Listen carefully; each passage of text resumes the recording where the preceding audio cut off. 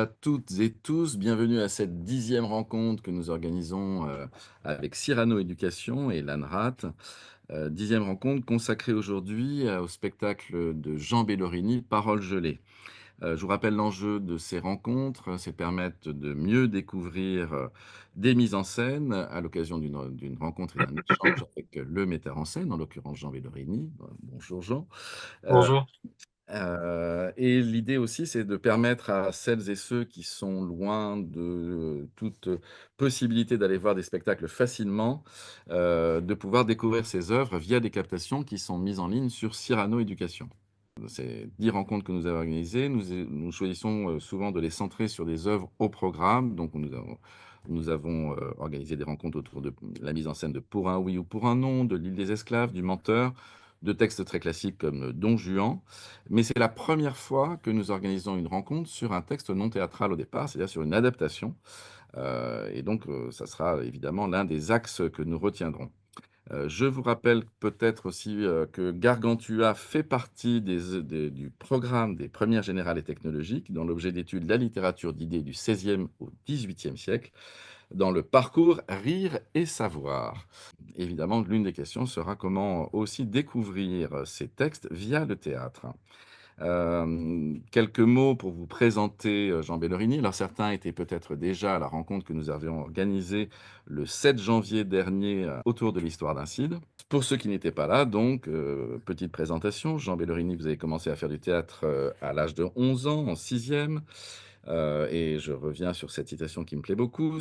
Vous aviez dit: «C'est le seul endroit où j'avais l'impression qu'on devenait auteur de son histoire à travers le récit d'un autre, où j'avais l'impression qu'on n'était pas que dans l'apprentissage de quelque chose de connu, mais au contraire de quelque chose de plus grand que soi». Là, c'est une façon très belle d'évoquer toute l'importance de ce qu'on appelle l'éducation artistique et culturelle, peut-être plus particulièrement en ce moment. À 16 ans, vous commencez à mettre en scène des plus petits que vous. Vous vous inscrivez en médecine pour faire comme vos parents, mais en même temps, à l'école Claude Mathieu, et vous choisissez finalement de faire du théâtre. Tout s'enchaîne très vite. Ariane Mouchkine vous accueille dans la première édition de son festival Premier Pas. Puis Nicole Gauthier, directrice de la Cité du théâtre de la Cité internationale, qui vous programme pour l'opérette imaginaire de Valère Novarina. 2009, c'est la création de Tempête sous un crâne, inspiré des Misérables. Donc c'est déjà, voilà, vous avez commencé par une adaptation en fait, hein. 2012, vous créez donc Paroles gelées qui va continuer, à vivre pendant quelques années, hein, puisque la tournée s'achèvera en 17-18. Puis ensuite Lilion en 2013, au Printemps des comédiens, puis La Bonne Âme de Sète-Chouan. En même temps, vous êtes nommé à la direction du théâtre Gérard-Philippe de Saint-Denis. Vous créez notamment Un fils de notre temps et Karamazov, encore une autre adaptation. 2020, vous prenez la direction du TNP de Villeurbanne, où vous succédez à Christian Scaretti, Roger Planchon, Georges Louisson et Jean Vilar. Vous y montez Le Suicidé, Les Messagères, qui continue sa tournée en ce moment même, et pour les Fêtes de Grignan, donc l'été dernier, Histoire d'un Cid. Donc on va revenir à Paroles gelées et peut-être la première question, c'est ce goût que vous avez pour l'adaptation. Pour l'adaptation de partir de ces grands textes, donc je répète Les Misérables, Karamazov et donc Paroles gelées à partir mais on reviendra sur le choix du titre d'ailleurs, à partir du quart-livre, mais pas seulement, parce qu'il y a aussi des emprunts, dans le tiers-livre, dans le Gargantua et dans Pantagruel. Donc voilà, pourquoi ce choix de se pencher sur des œuvres littéraires qui ne sont pas au départ des œuvres théâtrales? Bonjour d'abord, je vais être très concret. Pourquoi ce choix? Parce que ça laisse la liberté aux acteurs et en l'occurrence à la troupe que nous étions, à l'époque, d'être les auteurs de nos spectacles et de ne pas avoir de distribution à faire, pré au préalable et donc en fait, on arrive, que ce soit avec Tempête sous un crâne, qui était l'adaptation des Misérables, que ce soit Paroles gelées, qui a suivi, c'était l'envie de s'appuyer sur une écriture extrêmement forte, puissante, mais comme ça aurait pu être le cas avec Corneille, Racine ou tant d'autres, et en même temps de ne pas dénaturer, de ne pas, d'être extrêmement fidèle à une écriture, tout en étant les auteurs de nos spectacles. Donc en faisant un spectacle sur mesure, en distribuant le nombre d'acteurs, le nombre de textes, et à chaque fois, ça s'est fait de cette manière-là. Donc pour être très concret, c'est un choix pragmatique. C'est un choix de troupe. En même temps, j'allais dire, Rabelais, c'est pas tout à fait la même chose que Victor Hugo, ou que pour Karamazov. C'est-à-dire que c'est une langue singulière. C'est-à-dire qu'il y a aussi cette question de la langue. On pourrait penser que monter Rabelais aujourd'hui, pourrait paraître impossible. Mais on avait déjà d'ailleurs, posé cette question sur le site de Corneille, hein. C'est comment donner accès à cette langue aujourd'hui? Alors, pour Rabelais, effectivement, notre désir, en plus, il était de mélanger, plus que ça l'était le cas au final, le vieux français avec le français traduit. Et toute la première phase du travail a été avec Camille de la Guillonnière, qui a co-signé l'adaptation avec moi, de sélectionner, bah, comme je le disais, mais comme je l'ai fait pour tous les textes qu'on a adaptés, c'est-à-dire c'était des choix d'abord affectifs, des choix de, de morceaux qu'on aime par-dessus tout, qu'on a envie de défendre, qu'on a envie de prononcer. Et donc on arrive en répétition avec une pile immense, bien trop grande, bien plus que ne sera le spectacle au final, de morceaux choisis en fait. Ces morceaux choisis, avec Camille, on a mélangé le vieux français et le français traduit. C'est-à-dire qu'on a souvent gardé tout ce qui est de l'ordre de la métaphore, de l'image, de la création d'images, donc de la mise en actif de l'imaginaire du lecteur, grâce au vieux français. Et en même temps, on a utilisé beaucoup de tout ce qui est de l'ordre de la grammaire, de la compréhension, pour rendre compréhensible et accessible facilement. Donc tout ce qui était de l'ordre de la grammaire, c'est français traduit. Donc, il y a eu un vrai travail de tous ces morceaux, d'en faire un mélange, d'en faire notre langue, en fait, qui n'est ni celle vraiment de Rabelais, ni celle traduite, mais qui était qui allait être celle du spectacle. Et pour être très concret, encore une fois, on commence les répétitions en lecture. Camille, qui a donc fait le travail avec moi d'adapter, de choisir en fait les morceaux, explique très régulièrement les choix que l'on a fait justement de ces mélanges. Et en fait, il joue le rôle qui n'était pas prévu au départ de note de bas de page qui existe dans les traductions de Rabelais. Et donc, c'est monsieur note de bas de page qui, au final, est resté dans le spectacle. Mais c'est pour vous dire que tout est, euh, tout est lié au plateau, tout est lié à la répétition, tout est lié à la manière dont les choses arrivent avec les acteurs. Et donc la nécessité que Camille a eue à un moment donné de nous expliquer ce qu'il était en train de se dire est restée dans le spectacle. Oui, parce que là, c'est quasiment le dramaturge à l'œuvre, dans le spectacle, quoi, enfin, avec les commentaires. Exactement, et c'était pas prévu de cette manière-là au départ. Mais Euh, alors justement, si je reviens là-dessus, c'est, cette nécessité de le laisser parce que, c'est vrai que, il intervient très, très régulièrement dans le spectacle pour expliquer les références, les jeux de mots, l'origine de ces expressions. Ça, c'est aussi cette question de rendre accessible cette langue au plus grand nombre. C'est-à-dire, c'est comment la partager avec un public aujourd'hui, quoi. Exactement. Et puis, c'est cette question de l'interprète. Moi, j'aime l'idée que les interprètes, les acteurs, soient des interprètes au même titre que les interprètes d'une langue étrangère puissent l'être. Quand on arrive dans un pays inconnu, eh ben, on a un interprète qui nous traduit et qui nous fait comprendre, qui nous fait nous comprendre. Et c'est la même chose, le plateau, les acteurs servent de lien entre ces auteurs, ces grandes écritures, et aujourd'hui. Et donc, il n'y a pas cette question de trahison, pour moi, elle n'existe pas.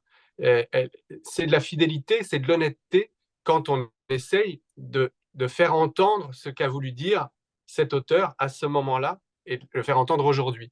Et évidemment, là, bah, c'est peut-être encore plus clair et encore plus explicite grâce à Camille et au fait qu'on a gardé ce principe-là. Je reviens quand même sur Rabelais, heu, ce choix de Rabelais. Pourquoi cet intérêt pour Rabelais? Que représente, Rabelais pour vous? Enfin voilà, c'était quand même un choix singulier.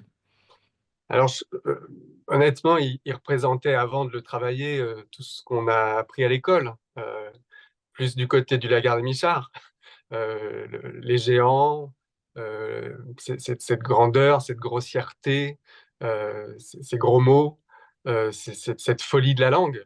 Ça, je savais. Et nous, notre idée, elle était assez simple. Elle était de se dire, euh, comme c'était la suite de Novarina pour moi. Pour moi, c'est l'ancêtre de Novarina.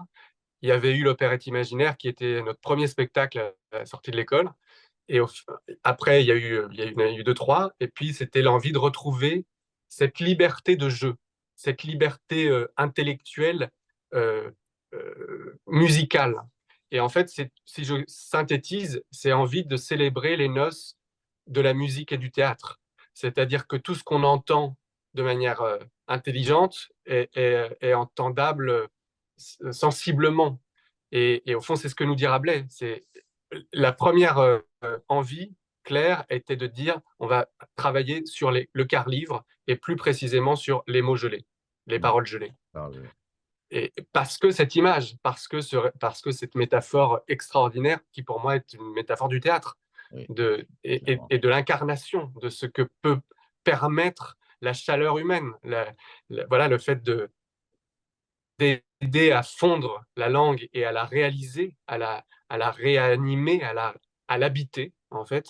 Bon, bah, c'est ce qu'on fait tout le temps, c'est ce qu'on tente de faire sur un plateau de théâtre, et c'est de dire un même texte peut être prononcé par plusieurs acteurs différents, la voix des acteurs, la chaleur du timbre, le rythme de chaque personnalité, le rythme intérieur, tout ce qui est invisible, tout ce qui est indescriptible, nous raconte tout autant que les mots qui sont prononcés.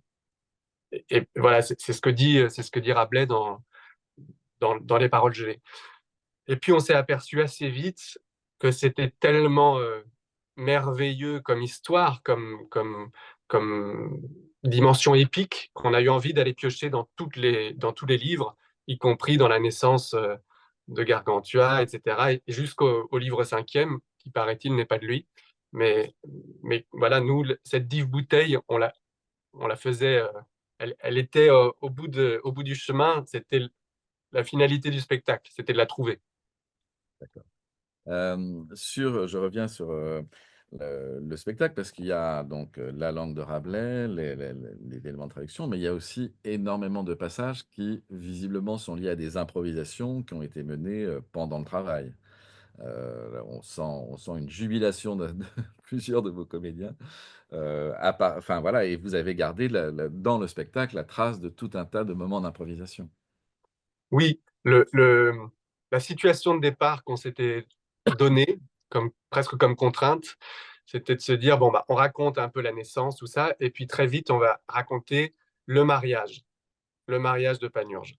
Et de se dire, si ce spectacle était une espèce de grande célébration, comme un enterrement de vie de garçon, ce serait l'enterrement de vie de garçon de Panurge, et qu'est-ce qu'on se remémorerait de la vie enfin, depuis sa naissance, depuis voilà, ce mariage fou, imaginaire, et cette quête suite au mariage, voilà, le récit dans le bateau, le quart-livre en fait, l'embarcation et le fait de chercher la vérité à tout prix. Euh, Est-ce qu'on a raison de s'engager ou pas? Est-ce que ça nous fait plus peur que envie? Voilà, où est-ce qu'on met le curseur? C'était ça la situation. Et donc, c'est cette troupe d'amis, plutôt de jeunes hommes, en l'occurrence sur le bateau. Mais bon, il nous fallait aussi un hommage aux femmes. Et c'est peut-être la seule chose qu'on regrette, c'est que je reprochais à Rabelais, notre difficulté, elle a été de remettre de la sensualité, de la féminité dans cette écriture, alors qu'il y en a, hein, mais elle est un peu plus cachée. Et donc, c'est pour ça que cette idée de mariage, elle était importante pour moi. Et puis, dans Terrement de vie de garçon, avec tout le désir, tout- ouais, toute la frustration aussi qui peut découler de ça. Pour répondre un peu plus concrètement, donc il y a toute une dimension rêvée, ludique, imaginaire, où on est dans la folie de Panurge, avec ce qui tend vers le mariage et vers la peur que représente cet engagement, et en même temps le désir absolu de, de savoir s'il a raison de faire ça et si ça tend vers la vérité ou pas. Et au fond, c'est une grande métaphore, ce voyage. C'est une grande métaphore là-dessus, avec toutes les peurs. Il y a cette scène enfin, magnifique de la grande tempête de frère Jean voilà, de toute la troupe en fait, qui est en pleine mer. Il fait nuit, euh, c'est sombre, tout le monde a vomi, c'est monstrueux, c'est dégueulasse. Et puis tout d'un coup, ils sont là, la mer se calme, c'est sûrement, tout est glacé, il y a des glaçons de partout. On se rend compte que ces glaçons ressemblent à des dragées de couleurs et qu'au contact quand des personnes de l'équipage les réchauffe, ces glaçons deviennent des mots, des onomatopées, des bruits, et que voilà, que c'est ça les mots gelés. Mais donc ça permettait ça dans une situation rêvée, imaginaire, sensible, et donc musicale pour moi, où la musique est très très au centre. C'est aussi lié à l'espace qu'on a trouvé assez vite. J'étais pas sûr, ça c'était une intuition que j'avais au départ. J'avais cette... Souvent les espaces, j'arrive à les résumer en une phrase. Ils sont justes si on les, s'ils sont une métaphore du spectacle. Je disais, je crois il y a 15 jours, qu'au fond le château gonflable du Cid, bon bah ça permettait d'être instable et en même temps de se gonfler, et de se dégonfler. Enfin, et là, c'est un plateau d'eau, on patauge, à- voilà, concrètement, on a les D'accord. pieds dans la flotte. On aurait pu penser au début, d'ailleurs, j'avais cette idée que c'était comme si le monde prenait l'eau, comme si on était dans une immense fuite, voilà, dans un monde qui nous échappe, avec ce chaos général. Et en fait, l'idée principale qui a tenu tout le spectacle, c'est on a les pieds dans la merde et la tête dans les étoiles. Et au fond, c'était ça, la scénographie. Donc, c'est comment on se retrouve dans cette grande flaque. Alors, flaque qui devient à un moment le ventre dans lequel on navigue, la mer sur laquelle on navigue. Voilà, c'est évidemment une métaphore de plein de choses. Et disons que l'espace d'un côté, la situation, l'enterrement de vie de garçon de l'autre, et la langue et l'hommage à la langue qu'on voulait rendre, résume un peu nos intentions. Je reviens sur, justement sur le titre que vous avez choisi, Paroles gelées, parce que le fait de parce que Paroles gelées au départ, dans le Cardiff, c'est quelques Ouais. lignes, hein. Enfin le choix de garder ça comme titre est-ce que c'est pas une proclamation de foi dans la puissance du théâtre aussi? C'est évidemment ça, c'est une proclamation. C'est la troupe comme métaphore, enfin l'équipage, l'épopée sur ce bateau comme métaphore de la troupe et du théâtre, et puis le rapport à la parole vivante et au fait que l'incarnation, la profération euh, apporte énormément. Enfin, évidemment que c'est un hommage au théâtre, en fait. Et c'est ce que je disais, la célébration de la musique et du théâtre. Enfin, c'est ces noces-là, c'est cette complémentarité, c'est cette fusion entre le sens et l'essence. Sur ce mariage, hem, entre la parole et la musique, parce qu'il y a vraiment, ce jeu permanent. Comment vous avez décidé que certains passages seraient racontés, d'autres joués? D'autres chantés ou, portés en chœur aussi? Parce qu'il y a beaucoup de passages, qui sont portés en chœur, hein, par 2, et parfois quasiment toute la troupe. Voilà, comment ce travail, s'est effectué? Ce que je disais un peu, on arrive en répétition avec cette pile de textes choisis qu'on a choisis et qu'on a repérés avec Camille. Il y en a bien plus que ce qu'il en reste aujourd'hui. Et puis chaque acteur va piocher ce qui lui semble ce qui l'intéresse le plus, ce qui l'allume de manière presque sensible et sensorielle le plus. Et le récit il était vraiment euh, très affirmé depuis le début. C'est-à-dire que c'était plus vrai pour nous de dire on raconte que il était une fois, comme le texte, hein. Il ne s'agissait pas de le transformer a priori. Euh, et le théâtre arrive au-delà. C'est-à-dire on ne réduit pas la forme, euh, cette troisième personne, ce récit, Mmh. il permet de laisser apparaître de la réalité théâtrale. C'est-à-dire, c'est pas ce qu'on montre qui est vrai, c'est pas ce qu'on dit qui est vrai, c'est ce qu'on rêve qui devient vrai. Donc, c'est ce qu'on rêve entre les acteurs et les spectateurs. Et c'est ça le. Donc, plus on va imaginer ensemble et avouer que l'on imagine ensemble, plus a priori, on va réussir à faire apparaître du théâtre. Donc, tout cet imaginaire, toutes ces métaphores au service de cette mise en route de l'imaginaire. Les paroles gelées, enfin, c'était le cœur, on s'est donné cette situation et très concrètement, chaque acteur venait seul au départ nous raconter un des chapitres, un des passages de cette histoire de Panurge. Et puis je ne sais pas comment ça s'est fait d'ailleurs, mais ça s'est réparti. C'est-à-dire qu'il y avait telle personne qui défendait tel passage, Je pense à, je sais pas, à toutes les îles, par exemple, dans le quart-livre, où chacun a la défense d'une île, rue H, avec les vents, etc., etc., les andouilles, voilà. Et puis, assez vite, on s'est dit, non, mais il faut faire une première introduction. On va se débarrasser de ce dont tout le monde a dans la tête, cette image d'un Rabelais grossier, voilà, et on va commencer presque en off, comme si Panurge, enfin Pantagruel, Panurge, prenait le plateau, prenait le théâtre, kidnappait les spectateurs pour en provocation, pour dire toutes les 1000 façons de se torcher le cul. Mmh. Et on démarre comme ça. Et juste après, on rentre dans la fête, oui, cette cérémonie, cette fête joyeuse un peu qui déborde, et avec cette table, et on voit le banquet avec toute la liste des mets des, qui sont prononcés. Mais voilà, donc à ce moment-là, on se dit, bah, effectivement, cette première scène, on va la répartir et on va la rendre un tout petit peu plus au style direct, mais à partir du moment où on rentre dans le récit, alors on raconte.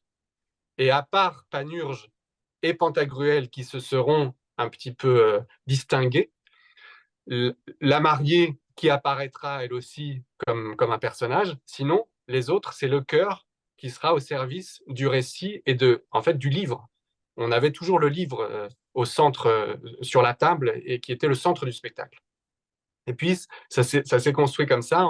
On a eu envie, a posteriori, de rajouter comment tout ça est né, de faire cette petite parenthèse dans le ventre de Gargantua, avec la rencontre, effectivement, qu'on a inventée entre Panurge et la mariée, entre Caril et François. Caril et François, qui sont aujourd'hui dans le Cid, qui sont pour moi exactement la raison d'être du Cid. C'est-à-dire, quand je disais l'Infante et Rodrigue dans le Cid, je repensais à ce petit couple d'amoureux, d'enfants qui jouaient et qui sont tombés amoureux à ce moment-là. Voilà, c'est pour dire que on parle de répétitions qui ont lieu en 2009-2010 pour créer le spectacle, je crois, en 2011, 11-12. Et le CID, c'est les mêmes acteurs. On est en 2024 et on pense aux mêmes personnages. C'est aussi ça, la troupe. C'est aussi ça le cheminement d'une écriture à l'autre, de notre histoire aussi. Voilà, c'est pour dire que bien sûr qu'il y a la dimension dramaturgique et réfléchie, posée, mais il y a, je dirais, presque les trois quarts, c'est de l'aventure de troupe. Donc, d'être très concret sur qui dit quoi et pourquoi aujourd'hui c'est tel acteur qui raconte ça, et par rapport à notre histoire, par rapport à un parcours d'acteur, par rapport à un parcours de plusieurs spectacles. Ça compte énormément, en fait. Et le choix aussi de Rabelais, et je revenais sur Novarina, enfin, et on a refait un autre Novarina après. Il y a eu l'opérette imaginaire, il y a eu Rabelais, et puis il y a eu le jeu des ombres. Mais au fond, tout ça, c'est la même grammaire, c'est la même liberté d'acteur. Ça permet la même joie de la langue, la même mise en vie joyeuse des oreilles et de la tête. C'est-à-dire, on est émerveillé par ce qu'on en entend, par la fantaisie que cet auteur nous permet, par l'inventivité, l'invention de l'écriture, qui est au fond exactement celle que l'on cherche, nous, avec les acteurs. Les acteurs dont on travaille, je ne cherche pas à ce qu'ils soient parfaitement respectueux, parfaitement scolairement honnêtes. Je cherche à ce qu'ils dépassent et à ce qu'ils inventent ce que nous, on a comme intuition. Et au fond, c'est ce que fait Rabelais avec la langue. Il l'utilise pour l'exploser, pour la faire, pour l'enrichir et pour la faire plus joyeuse que ce qu'elle est. Et donc, c'est pour ça qu'au fond, la déclaration d'amour au théâtre ou à la langue ou à la musique, c'est la même idée pour moi. Dans ce spectacle, il y a quand même 13 comédiens au plateau, enfin et pas que des comédiens, hein. Je pense à heu, Gosia Kowalska qui est donc mezzo-soprane. Enfin voilà, comment vous avez constitué cette troupe? Il y avait une danseuse, il y avait enfin voilà, c'est une troupe, très particulière quand même. Bah, c'était la suite de nos aventures. L'envie effectivement d'ajouter Ouais, au socle, aux fidèles, parmi les fidèles, d'une chanteuse. Donc Gosha était là, on le savait, pour faire partie, voilà, c'était un des personnages qui partirait en mer avec les autres, mais, elle s'exprimerait beaucoup plus par le chant que par la parole. Et puis, il y avait Juliette, euh, qui a créé le rôle aussi, qui était aussi danseuse. ouais, Et à un moment, c'était l'envie de dépasser le théâtre et la parole pour raconter avec tous les arts possibles, euh, archaïques, que sont le chant, le corps, la danse, le fait de plonger dans cette piscine, quoi. Enfin, cette joie, évidemment, j'avais des images de Pina Bausch dans l'eau, j'avais des images de cette liberté-là. Euh, et j'avais des envies aussi de cette verticalité et du rapport au chant. Depuis toujours, j'aime l'opéra et depuis toujours, j'ai l'impression que quand c'est extrêmement rare, mais quand c'est réussi, alors c'est un art total. Et alors, ça nous foudroie le cœur, ça nous foudroie, ça nous traverse complètement. Et quand ça fonctionne, on est, euh, on entend comme ce qu'on comprend au théâtre, on a la joie, on a la musique en nous et on est transporté. euh, et le chant lyrique le permet, ça. Mais donc, il y avait cette petite référence, évidemment, à Purcell, avec voilà, les mers glacées que représente le l'air du quart-livre froid, ouais. et l'air du froid. Ouais, tout à fait. Parce que alors, les choix musicaux, mais comme dans l'Histoire d'un Cid, hein, on passe quand même, en effet de l'ère du froid, Didon est né, à, Still Loving You, ou Tiens voilà du boudin. Donc, c'est quand même, Oui, c'est assez varié. c'est voilà. Il y a mais on avait la même chose dans l'Histoire d'un Cid, hein, c'est-à-dire ce mélange des registres, absolu. Bah, disons que Didon est né, c'était un peu pensé. Ouais. Tiens, voilà du boudin et la référence aux Ah, gendarmes, ça ne voilà. l'était pas. Et à un moment, c'est vrai qu'on arrive aux deux tiers du spectacle euh, où l'équipage est en pleine mer, en pleine folie. Il y a ce récit de cette île où Mmh. ils arrivent, où il n'y a que des andouilles, et on ne sait plus par quel bout prendre les choses au sens propre. Et on en arrive par mettre de l'eau partout et à ce qu'il pleuve en plus de tout, et à chanter cette chanson juste, voilà, qui fait si écho à une dimension collective, à une part. Euh, oui, c'est ces films-là, c'est ce grand n'importe quoi, c'est cette célébration du grand n'importe quoi aussi. Et le théâtre peut aussi être un exultoire, comme Rabelais l'a permis dans sa langue. Et ben, la fête au théâtre peut aussi être ça. Alors aujourd'hui, il y a des formes beaucoup peut-être plus poussées. Je pense au Chien de Navarre, je pense à plein de spectacles comme ça, où ça devient le cœur de leur désir, de la construction, de leur geste. Nous, c'était un écho, c'était une fenêtre qui s'ouvrait euh, avec cette joie, cet humour, parce que ça faisait rire les acteurs, en fait, simplement. Sur Je ne la sais pas si on le referait de cette manière-là aujourd'hui, Ouais. évidemment. Je reviens sur, la scénographie parce que, hem, là, bon, on a parlé de l'eau, on a parlé de ce jeu permanent entre horizontalité et verticalité, hein, et en particulier dans toute la 2e partie du spectacle, les escabeaux, enfin voilà, ils sont tous sur les escabeaux. Donc il y a à la fois cette aspiration en effet, vers le haut, ça qui est assez clair et même la structure derrière, où sont les musiciens, même chose, hein, on voit bien cette idée, de différents niveaux. Mais il y a sur la lumière quand même qui joue un rôle, réel. Alors déjà, il y a les lustres, enfin il y en a même plusieurs et là aussi d'ailleurs on avait un lustre dans l'Histoire d'Acide. Vous avez un rapport particulier au lustre, hein, quand même. Je dirais même aux ampoules. Et après voilà, j'allais parler de Une la petite guirlande. maladie, peut-être, une petite maladie personnelle. Non, mais à ce qui éclaire et ce qui éclate, et effectivement, ce qui guide, le phare, ça revient en plus dans l'œuvre de Rabelais plusieurs fois, hein. Il voit des petites lumières, il voit les dragées de couleurs, ils arrivent à la fin Et du des livre lanternes. cinquième, les Ouais. lanternes. Voilà, il y a plein d'échos. il y a l'idée de la fête, il y a l'idée...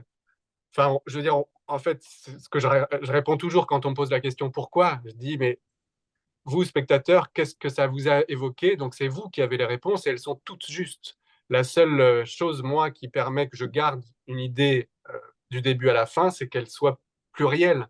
Et ça aussi, c'est dans l'écriture même de Rabelais, c'est la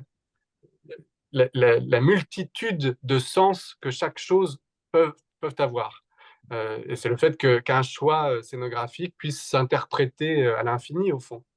Euh, on a très peu parlé, euh, mais parce que vous disiez ce rapport au sacré, ce rapport à la verticalité, et en même temps les pieds bien dans la boue, en l'occurrence dans l'eau.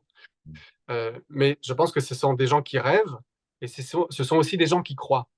Et au fond, ce qui nous intéressait, et ce que j'espère que raconte quand même le spectacle d'un peu plus construit intellectuellement, c'est cette phrase Science sans conscience n'est que ruine de l'âme. On entendra la lettre après qu'il ait créé à son fils, qu'on connaît, hein, mais c'est de dire on a besoin de tout savoir, il faut revendiquer le savoir, il faut revendiquer la transmission du savoir, mais on a besoin de dépasser ce savoir. Et c'est pas parce que l'on sait que l'on ne peut pas inventer et on ne peut pas rêver. Et au fond, c'est ça pour moi que le théâtre et que le théâtre et l'éducation doivent en communion euh, être, c'est assumer la transmission du connu pour tendre vers l'inconnu, pour ensemble inventer le monde de demain. Et le monde de demain à partir du chaos d'aujourd'hui, en fait. Et donc, pour ça, il y a une dimension d'héritage, de ne pas renier ce que l'on nous donne, il y a, y compris dans une forme de foi. C'est extraordinaire que cet homme était en même temps médecin, en même temps homme d'église, en même temps homme de lettres, en même temps homme voilà, c'est complet. Et il y a un moment dans le spectacle où tout le monde va chanter le cantique de Gabriel Fauré. C'est une grande prière, au fond. C'est la fin de la tempête, d'une tempête. Tout ça est une métaphore de la vie, bien sûr, mais où la peur a été immense et on vient se recueillir avant d'arriver aux mots gelés, aux paroles gelées. On vient se recueillir pour attendre. Alors, Beckett l'a appelé Godot, nous, Rabelais l'appelle la dive bouteille, les hommes l'appellent la vérité, mais il y a quand même cette dimension de qu'est-ce qui nous dépasse et à quoi croyons-nous de plus grand que nous. Euh, et pour ça, ça passe par le plus petit, le plus mesquin, le plus violent, euh, Le le- trivial. la fange dans laquelle on est. Voilà, mais c'est pour dire l'eau, la verticalité, le rapport au grand et la lumière, en fait, et les phares que l'on cherche, les phares qui nous guident. C'est ça, Rabelais. Et la science, le savoir, pas contre l'inconscience et contre le rêve, au contraire. Et donc, les enseignants nous aident à nous enseigner plus grand que nous.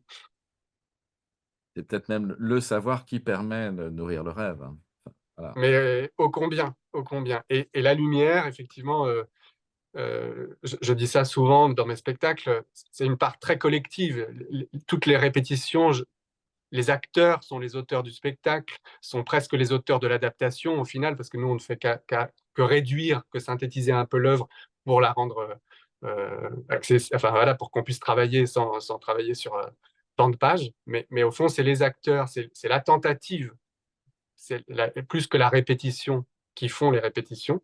C'est le fait d'essayer. On essaye beaucoup et arrive le moment de la lumière, c'est-à-dire le petit tiers de la fin des répétitions, où là, je construis peut-être plus comme un peintre des tableaux et je mets le focus pour entendre ce que j'ai envie qu'on entende plus fort. Mais avant ce moment-là, c'est vraiment c'est collectif.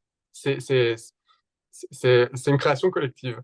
Et puis la lumière permet, avec un faisceau, un reflet, l'envie comme ça de voir se refléter à l'envers des ombres dans le miroir d'eau, voilà, tous ces hasards que permet l'eau, et ça c'est merveilleux au théâtre, hein, parce que ça reste fluide, vivant, et en même temps c'est très concret.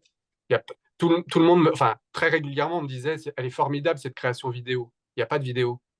La vidéo, on a l'impression que mais c'est le reflet de la lumière dans l'eau qui se Ah, reflète sur le fond. Et au fond, voilà, c'est tellement artisanal, c'est tellement rien. C'est un liner de piscine noir avec de l'eau dedans, point. Et des bottes. Euh, et c'est cette simplicité-là aussi qui était cherchée. C'est ça qu'on aime au théâtre, c'est quand, à partir de rien, comme un enfant joue, tout d'un coup, ça ouvre un monde et avec tellement de possibles et tellement de visions. Je reviens sur les lumières parce que, heu, vous avez quand même un goût pour ces guirlandes de lumière qu'on avait déjà dans Tempête sous un crâne, qu'on avait, dans La Bonne Âme de Cette Chouan aussi, il y a et qui renvoie un peu à un univers de guinguette aussi, à un univers de presque de cabaret aussi. Enfin voilà, il y a aussi ça comme évocation. Mais on est dans le cirque même. Ouais, c'est ça, On est ouais. dans le numéro de cirque et dans le par rapport à Parole gelée, par rapport au spectacle, il y a eu à un moment le fait d'assumer que chaque acteur faisait son numéro. Au début, ça a été un frein, c'est-à-dire qu'on se disait, mince, ça va être une suite de numéros d'acteurs, et finalement, c'est une suite de prouesses, comme au cirque. Chacun vient défendre et vient se dépasser avec ce point d'orgue de tous les noms, les gens, les différents gens, cette liste que François fait merveilleusement, mais il devient fou jusqu'à inventer des gens qui sont pas pour le coup écrits dans le texte, mais voilà cette espèce de manière d'assumer les numéros d'acteurs virtuoses, y compris dans les ratages, fait vraiment écho au cirque et à tous ces arts populaires où on vient applaudir aussi la faiblesse, la petitesse des êtres humains. Voilà, c'est bon, c'est un peu vers ça que je voulais aller. C'est cette question de on retrouve quand même une démarche foncièrement de théâtre populaire. C'est-à-dire que c'est cette idée de, rendre accessibles les textes les plus exigeants au plus grand nombre quand même. Bah, je crois qu'on est là pour ça et que le théâtre public doit prendre sa part à cet endroit-là.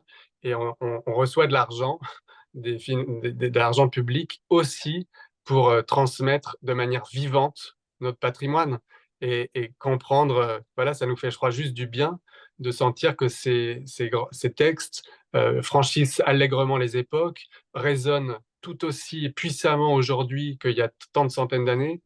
Euh, Ça nous fait prendre conscience qu'on fait partie d'un tout, que l'être humain fait partie d'une chaîne.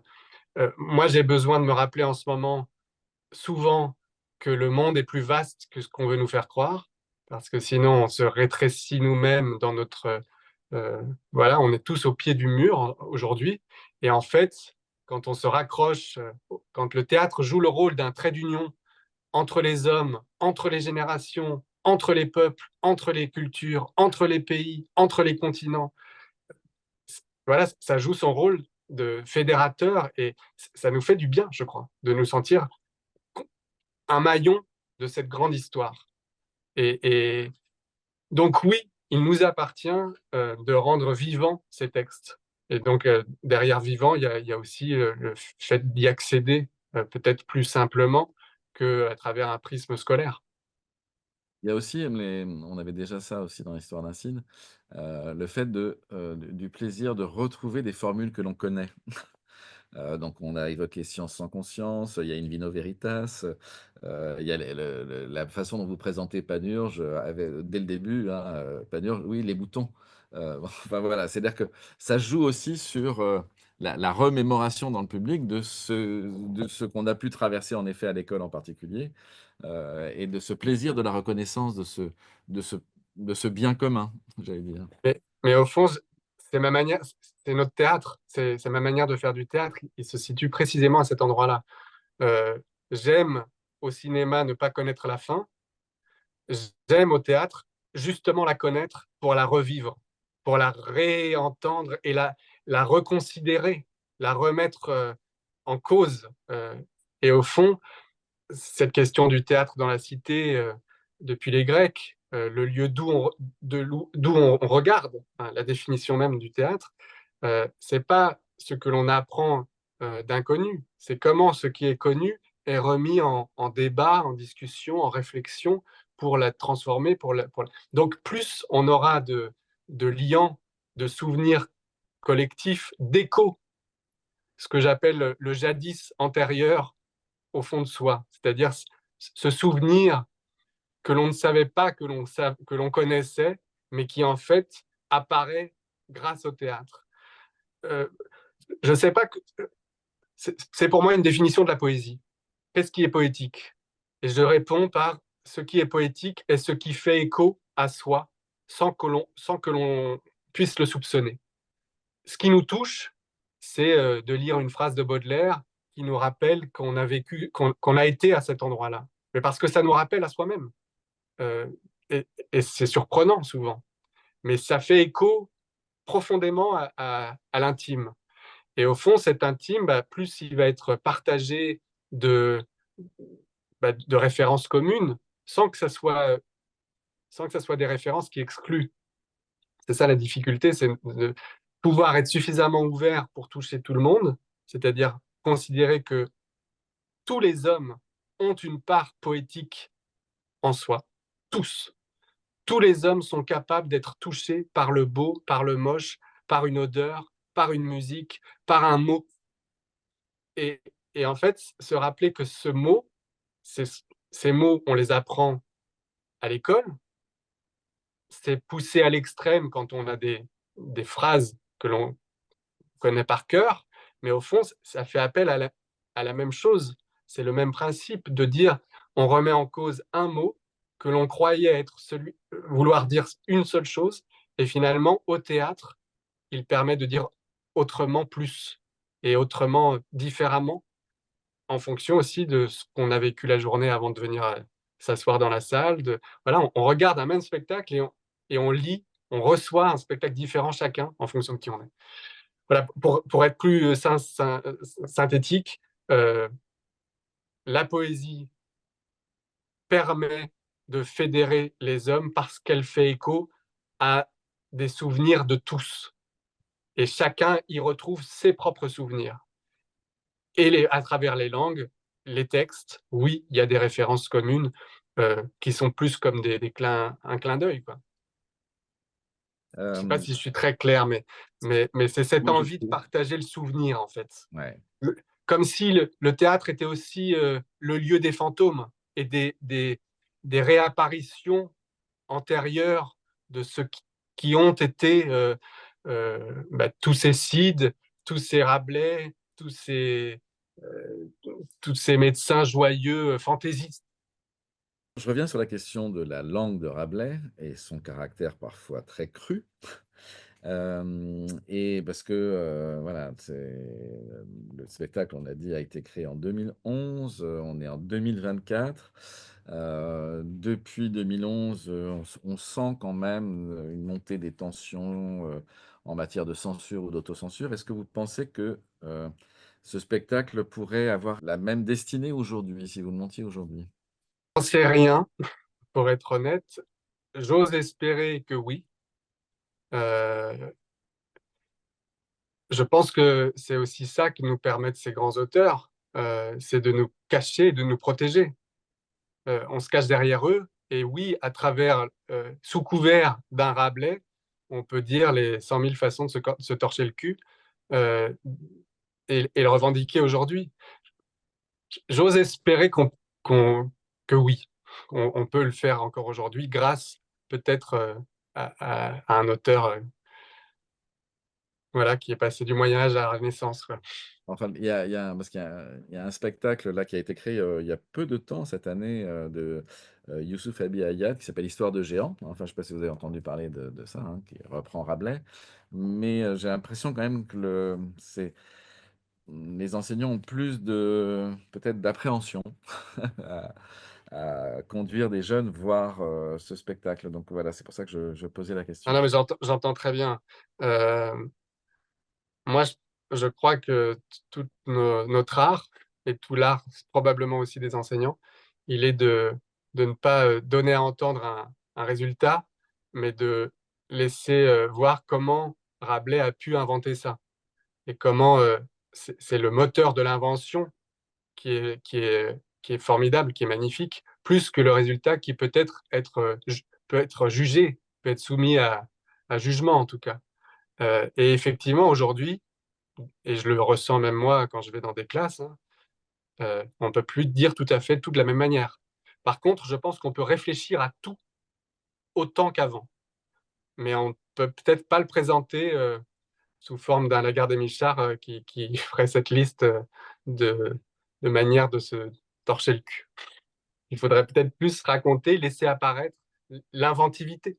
Et, et, et dans le spectacle, bah, nous, on le fait de manière frontale aussi. On commence par ça, on se débat. Et c'est sûr qu'il y aurait des gens que ça mettrait un peu, que ça heurterait, que ça mettrait un peu sur le côté. Mais en même temps, la joie, l'ensemble, je crois, l'emporterait largement. J'espère. Parce que c'est pas de la provocation pour la provocation, c'est de la provocation pour la liberté, en fait. Mmh. En matière de en vous écoutant tout à l'heure, par rapport à Rabelais et par rapport à Novarina, je me suis dit: «À quand Aristophane?» en fait. Bah, il a été dans ma tête, peut-être un jour. Peut-être D'accord. un jour. Parce qu'il y a quand même aussi à la fois cet humour ravageur, ce plaisir de la langue, cette inventivité, enfin voilà, c'est pour ça que Non, je et puis la jouissance des mots exactement. pour un acteur. Enfin, Ouais. J'ai envie de vous poser une dernière question sur, justement, à partir de tout le travail que vous avez mené, pour créer Parole Jelée, est-ce que vous donneriez des conseils, à des enseignants qui doivent, transmettre Rabelais, hein, puisque c'est dans le programme de première, sur des exercices simples peut-être, pour se saisir, d'un chapitre de Parole Jelée ou de quelque chose? Enfin voilà, un petit ça, c'est difficile. oui, c'est peut-être Euh, difficile, En désolé. fait, ça dépend de quoi on parle, mais je pense que c'est comme... moi, j'aime quand un élève ne comprend pas ce qu'il dit, qu'il l'apprenne par cœur, c'est-à-dire avec le cœur et pas avec la tête. Donc, on se débarrasse de la compréhension ou pas des choses, et que c'est au moment de la profération, au moment du dire et du fait que le temps au théâtre est du présent, c'est-à-dire de la mise en présent de chaque mot, comme les paroles gelées qui se dégèlent. La parole se dégèle au contact de l'incarnation.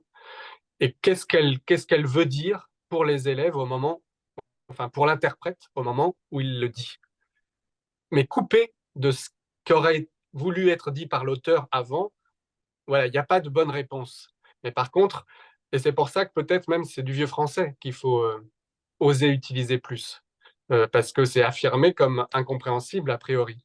Et pourtant, je pense qu'on se rend compte qu'au théâtre, c'est aussi une question de croyance, de laisser apparaître le sens possible au-delà de la dimension scolaire. Donc voilà, je ne sais pas si je réponds vraiment à la question, mais avoir la foi dans ce qui a priori peut ne pas être compris euh, avant, pour laisser au moment où ça se fait cette compréhension, prendre avec soi.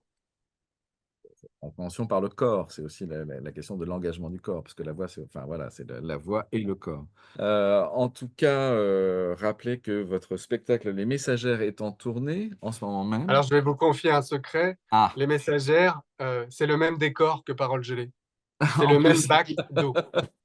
D'accord. Les messagères, c'est donc cette Antigone que j'ai fait Ouais. avec 9 jeunes femmes afghanes qui sont arrivées en août 21 après la prise des talibans, voilà, quand les talibans ont repris le pays, ont repris Kaboul. Elles sont arrivées, c'est un groupe de jeunes femmes merveilleuses et on a monté Antigone et il s'agissait de monter un spectacle sans dépenser un centime. Donc c'est de la récup et c'est le décor de Parole gelée. Eh ben voilà, donc c'est parfait. On est dans la continuité, donc si vous voulez découvrir ce décor en vrai, au-delà de la captation, n'hésitez pas à vous rendre, dans le enfin ça sera entre autres Bouffe du Nord en avril, dans l'un des théâtres qui programme, Les Messagères. Bah, mille merci en tout cas Jean, Merci à vous. Merci beaucoup. et puis, très belle continuation pour, tout votre travail À et bientôt. et idem pour tous les enseignants qui nous suivent. Bon courage. Merci à vous.